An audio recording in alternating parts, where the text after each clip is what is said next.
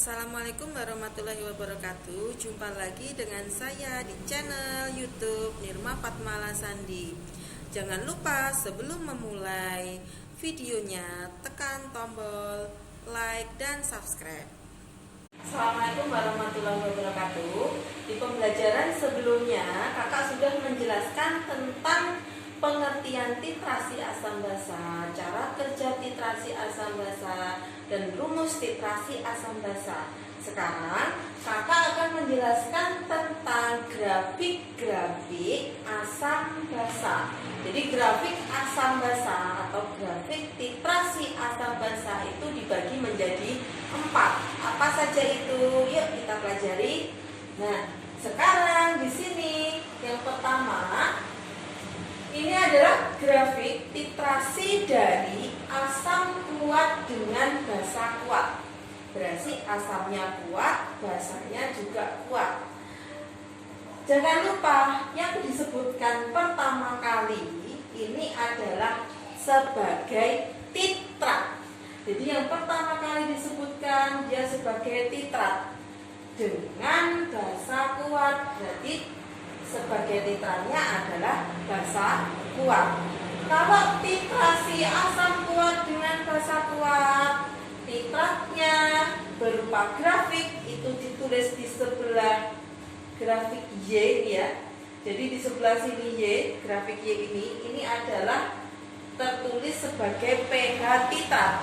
Berarti kalau pH titratnya berarti berupa HCl ya. Berarti pH titratnya ini berupa HCl. Yang volume titran itu adalah grafik yang X ya, berupa absis, yaitu dia sebagai volume titran, volumenya NaOH. Nah, ada pH titrat, ada volumenya titran. Lalu bagaimana grafik titrasinya ini berjalan atau berlangsung pada saat titrasi? Jadi pada saat awal kan berupa titratnya di mana? Di Erlenmeyer ya. Jadi di Erlenmeyer seperti ini masih berupa titrat. Kalau masih berupa titrat berarti ini masih berupa HCl ya. Titratnya masih berupa HCl, berupa asam kuat.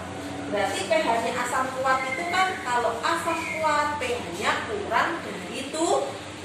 Karena dia asamnya kuat, berarti pH-nya sekitar 1. Nah, kalau semakin asam, semakin kuat, maka pH-nya semakin ke bawah, 1, 0,5, 2 itu pH asam kuat.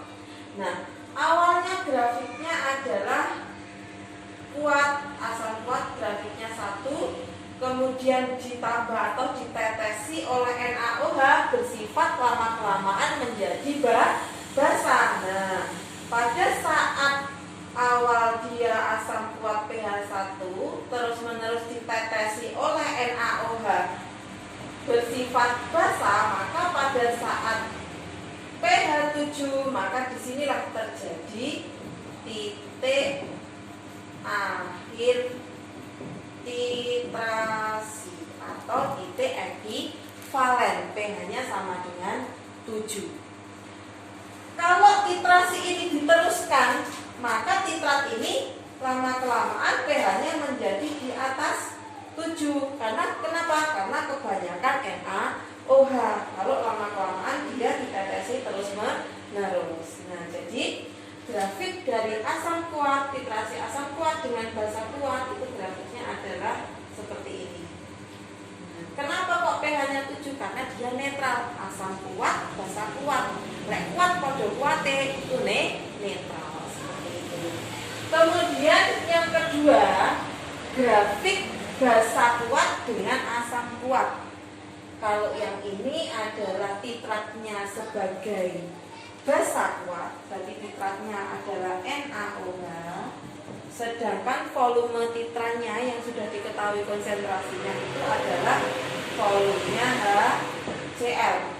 Kalau yang pertama tadi titratnya HCl, kalau yang ini titratnya NaOH. Berarti titratnya di Erlenmeyer iron, pertama dia adalah NaOH. NaOH basa kuat. Kalau basa sifatnya apa adik-adik? pH-nya lebih dari 7. Karena kuat berarti pH-nya bisa 14, bisa 13 gitu ya. Berarti karena dia basanya kuat, pH-nya lebih dari 7. Berarti awalnya itu titratnya pH-nya 13. Karena terus ditetesi oleh HCl, ditetes-tetesi diburat oleh HCl, maka pH-nya menjadi turun terus. Nah, pada saat di pH sama dengan 7, maka terjadilah titik ekivalen atau titik akhir titrasi. Nah, pada saat pH sama dengan 7, kenapa kok pH sama dengan 7? Karena basa kuat dengan asam kuat. Kalau dicampurkan kode-kode kuat berarti pH-nya adalah netral, yaitu 7.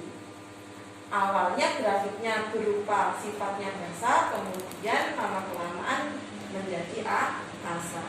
Kalau yang awal tadi pH-nya grafiknya asam, lama-kelamaan menjadi basa. Kemudian yang ketiga, titrasi asam lemah dengan basa kuat. Titratnya adalah asam lemah, contohnya HCN. Berarti di sini pH titrat ya. HCN yang di sini adalah volumenya titran, yaitu NaOH. Di sini sekarang asamnya lemah. Kalau asam lemah itu pH-nya juga kurang dari 7, tapi berkisar antara 3. Kalau pH-nya 1 itu asam kuat ya. Berarti awalnya grafiknya seperti ini di 3. Nah, kemudian pada saat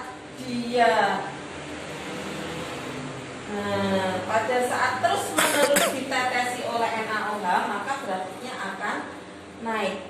Nah, pada saat titik akhir valensinya itu adalah di titik di sini, di pH sama dengan 8.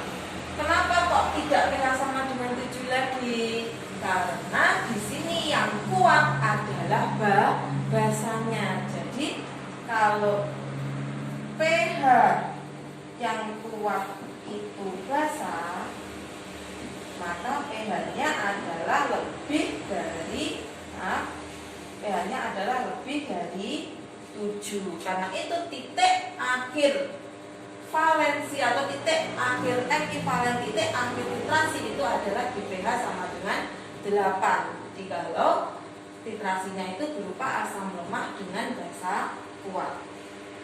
Kemudian yang keempat, titrasi antara basa lemah dengan asam kuat. Basa lemah di sini titratnya berupa AlOH3, volumenya berupa HCl. Kemudian dititrasikan, karena titratnya itu berupa basa lemah, berarti kalau basa lemah kan pH-nya adalah lebih dari 7. Karena dia lemah, pH-nya sekitar 11. Jadi awalnya di 11, akhirnya turun sampai grafiknya ini ya. Nah, akhirnya sampai ke bawah karena dia ditetesi oleh HCl, jadi pH-nya jadi turun. Karena yang kuat itu pH-nya adalah asam, pH asam kuat, yang menang asam kuatnya, berarti pH-nya adalah kurang dari 7. Karena itu titik akhir valensi atau titik akhir ekivalennya terletak di sini. pH sama dengan 4, maka terjadi titik akhir titrasi. Nah, kenapa kok di sini pH-nya kurang dari 7 tadi? Karena yang kuat adalah asamnya. Jangan lupa kalau yang kuat itu basanya, pH titik akhir titrasi itu lebih dari 7. Kalau yang kuat asamnya, maka titik akhir filtrasi pH-nya kurang dari 7.